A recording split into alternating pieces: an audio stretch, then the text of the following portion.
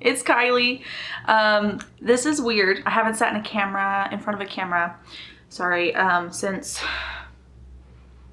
early August. And I don't really have a lot to talk about except to recap my year right now.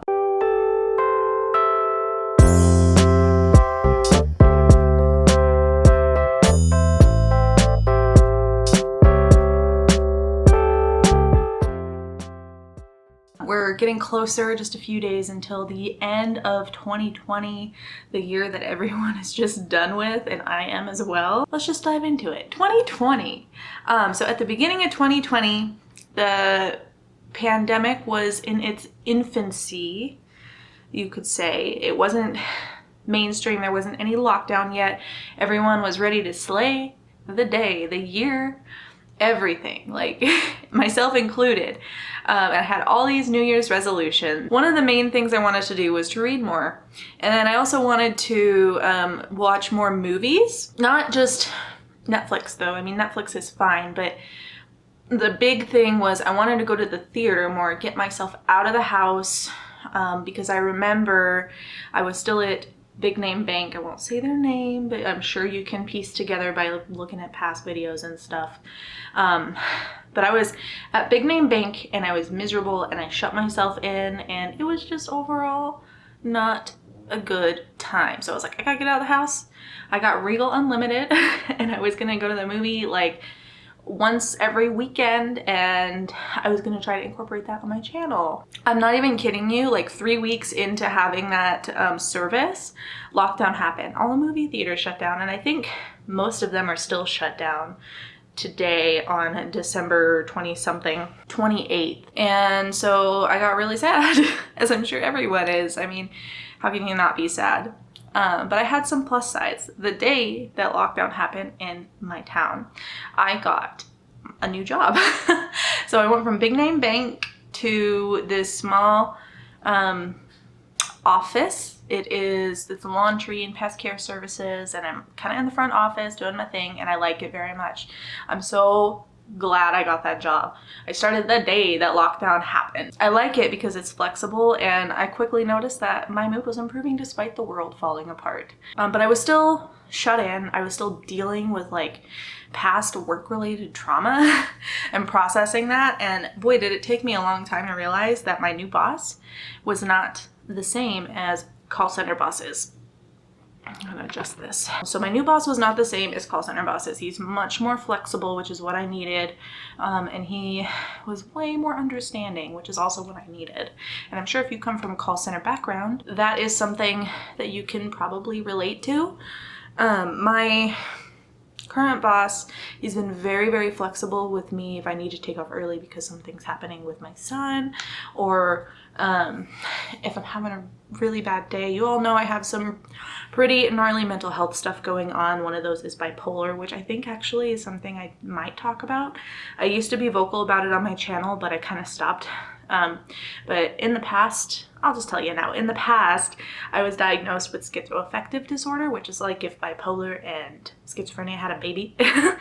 That's what you get. But I think I was misdiagnosed, and I think because lately, I've been doing really well, and I haven't needed medication, and we're going on like, oh God, I think it was July when I finally decided to stop taking the medication. Been perfectly fine. Yeah, I still have some ups and downs, but changing the quality of my life has helped so much. The bipolar is very accurate, but I also think that because I'm bipolar, those extra stressors in my life just really impacted it and just pushed me way over the edge. So I'm doing fine as far as that goes, and part of that change was definitely getting my job.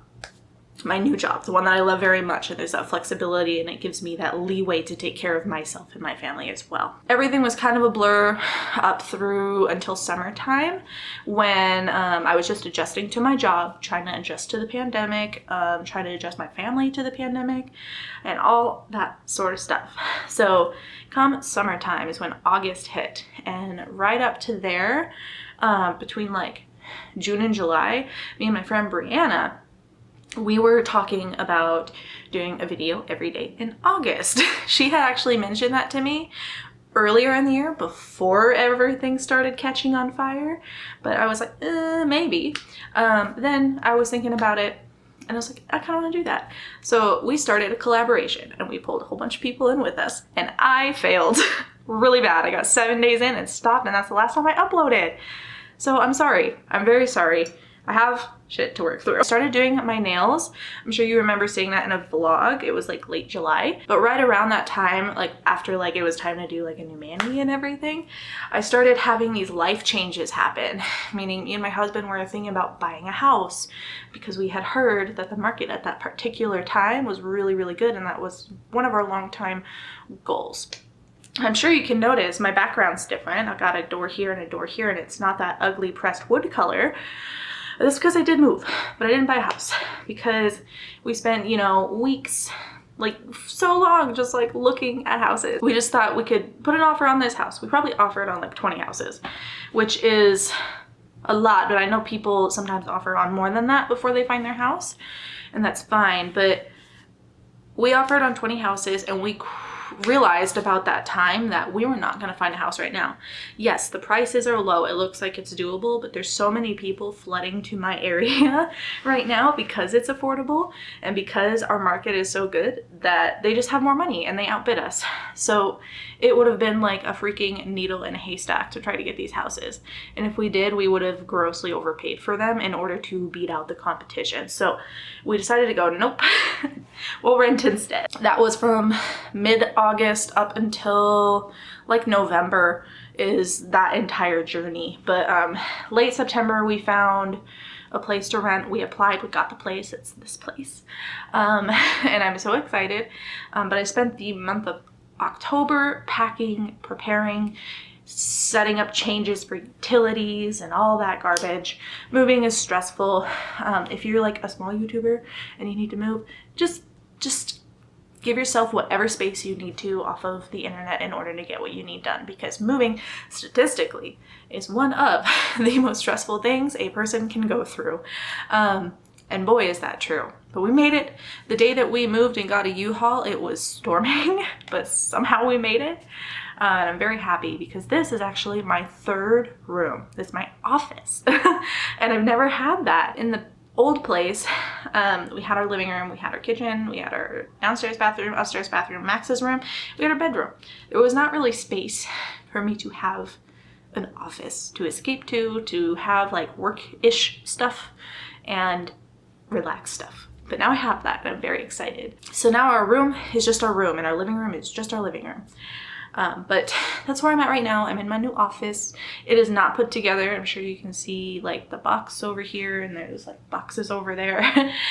And that's because we've been so busy, because by the time we moved into our place in like, it was like mid-November, the holidays hit. We had Thanksgiving and then there was Christmas recently. Yeah, so we were just so busy. The other thing that took up my time was work.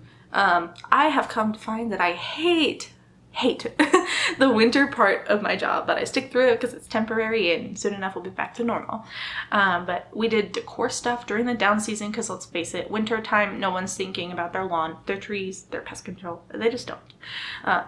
So we do Christmas decor, and I was literally putting together light bulbs and doing other office stuff that relates to decor. So that was very busy. It was just so blah. I've never disliked a Christmas light so much in my life, but I'm glad that it's over and I'm glad people are happy. Now, once Christmas hit, once everything got cleaned up, I got laid off, which is fine. It's work attached. It's not like I lost my job. It's just there's nothing for me to do. So I'm a weekend, just a little over a weekend on my layoff, and it's very interesting. To say the least. I've done almost nothing except for holiday related things and a lot of Animal Crossing. But I guess that leads me to now. I'm working on figuring out a schedule on how I can maintain YouTube, because it's been things have just been all over. This year has been crazy. I've had so many good things happen and so many like not good things happen. But for the most part, it's actually been a decent year for me. And I am counting my blessings every day, because while it's not exactly what I wanted, it's a whole lot better than where I came from. I mean, just this year alone, I got a job I like better. I moved into a nicer quality of life type house. Those two things alone, I was able to get off my meds. And while I haven't read much and I haven't been able to do like the hobby things I like to do, I think now that I'm kind of getting settled, I can start to incorporate those a little easier. As far as reading, I really haven't read anything since summer. I really haven't. I started, oh gosh, I left the book downstairs, but I'm going to start, I'll put it like right here, but it is Maybe You Should Talk to Someone by Lori Gottlieb. I think that's what it is. I don't have it right off the top of my head, but I'll put the picture here. I'm starting that one. I'm hoping that, you know, now that I put it out there, that I don't completely fail you. I also recently did my nails again because when we started looking for houses, I just didn't have the time. Unfortunately, they've been on for 3 days and 2 of them popped off, but they're very cute. They are cow print with this yellow. This hand has them all. And I want to get back into doing this because number 1, it's cute. Number 2, it's fun. It gives me something to do. That's like for me. And number 3, it helps me from picking at my cuticles. They've been on for 3 days already and already they're so much better. So I view it as like a necessary thing. With decor happening, I just found I couldn't do that. So yeah, I've got a whole bunch of books over here.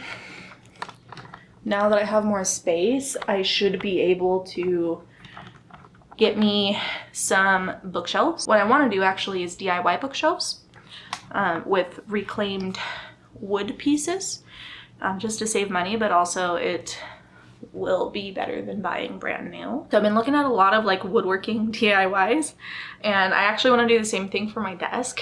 I want to, along this whole wall over here, it's the same distance, but there's no doors over there. I want to do one long desk along the wall out of reclaimed like pallet wood stuff, because you can get a bunch of that for free. And I think that would be so fun and something I can be proud of, and if it gets scuffed up, not a big deal. But it can be huge, like a big workstation. One end can be for like my husband's stuff. He does miniature painting. It's kind of out of frame, but he's got his station here. I've got my desk right here in the corner. And then one end could be for me, and then maybe the middle we could do like a little station for Max while we're up here working on stuff.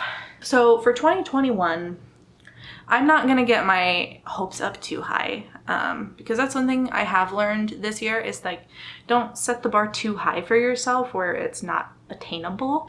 In the past, I've always set very high goals and I'd set like 10 of them and that's just too much, and I've realized I'm just not that kind of person. I have to take baby steps. With that being said, as far as my plans for YouTube, I am still going to talk about books and things, but I'm also finding out that I am not someone who can just read all the time, which is crazy because I've been on BookTube for, I don't know, 2-3 years. I've always had an interest in reading, even in school when I couldn't read very well, but that's exactly the problem.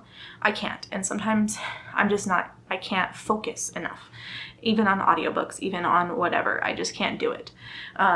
So I would like to incorporate different subjects as well. So movies, I want to give a restart to the movies. This time I'm not going to get a subscription because they did kind of screw me with the pandemic. They still were going to charge me. They put me on hold for a little bit, but as soon as one theater opened, they were charging me again. So I'm not going to do that. Instead, I'm going to try to watch as many like Netflix movies as I can see fit and fit into my schedule, and then maybe talk about those, or like TV shows, or just things that I'm already doing as well. And I'd like to get more into deep dives. One of my absolute favorite videos I've ever done on this channel is my deep dive / review of Miracle Creek by Angie Kim, and I loved it so much, but it took so much effort, so that if I go down that route, it's gonna have to be a longer wait to get that video, just because I am a working mom. I am married, but my husband does work nights, so we take turns. We take turns basically raising the kiddo. That sounds terrible, but during the day I'm working. During the afternoon, nighttime, I am at home, so I watch him then, but while I'm at work, my husband watches my son. So we're just flip-flopping, kind of like as soon as one person gets home, the other goes to sleep, and vice versa. So just keep that in mind. I am a working mom, and I have a lot on my plate. So I can't really shovel out content anymore like that. There might be times where I do have like the energy to just pump out content, but I'm going to take that at my own pace and go with my own discretion on that.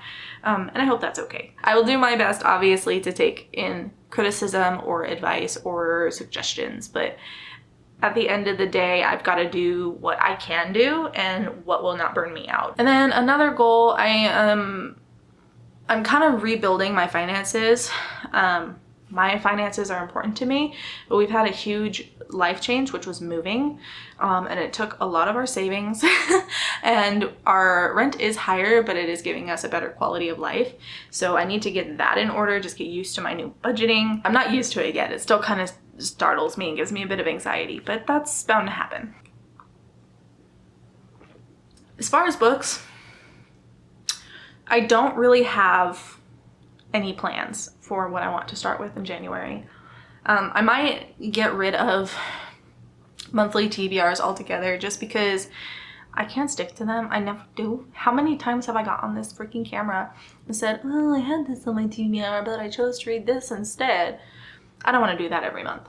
So I don't think I'm going to do a whole bunch of TBRs anymore. I might cut back on the classic booktube videos. That's not to say that I will never do them again. It's just that I want to cut back on them and maybe find something that is more attainable for me. This year is going to be about sustainability for me, I guess. That's kind of what I'm going to do. I'm going to read what I see fit, and then I can probably find some way to make a video, or if there's no way for me to make a video, then I'll just keep it to myself. Why don't you let me know what your year looked like, good or bad? Tell me one great thing that happened this year for you despite it being a pandemic. I think the end of the year is a good time to reflect on the past year and set achievements that you'd like to do in the next year. So one good thing that happened in 2020, one thing you hope to do differently or better or new of in 2021. I'd love to hear it. Let's have a discussion. I'm gonna let you go. I'm gonna hop on the computer, edit this, and upload this. And I hope that you had a great holiday season safely, of course. And hit the subscribe button, ring the bell, and I'll see you in the next one. Bye.